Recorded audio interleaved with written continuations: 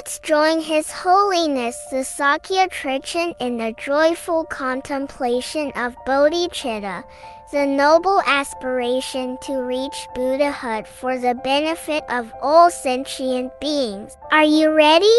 Let's go!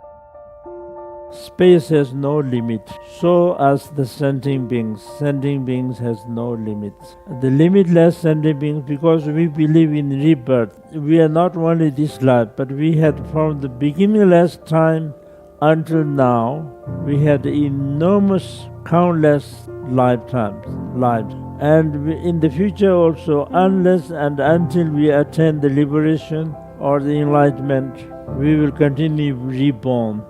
So that every time we born, we are at a different place, different parents, different family, and so it's kind of rotating. So every sentient being is actually our very dear father and mother and relatives and so on. But due to the change of life, we do not recognize each other, and we see some as our friends, some as our enemies, some as our indifferent. But in reality, every sentient being, including our enemies, are also our mothers, our fathers. So we should, it is our duty to have all sentient beings.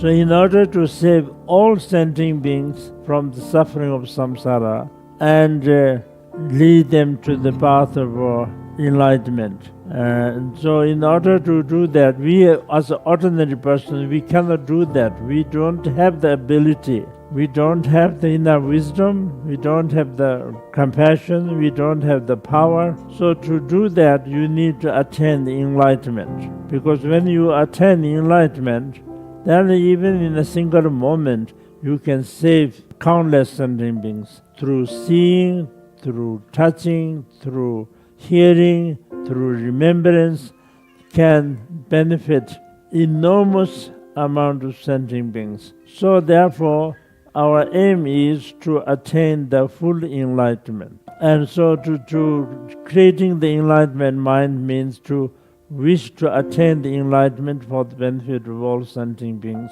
And in order to do that, you enter the Bodhisattva's path. So that is the creating the enlightenment mind.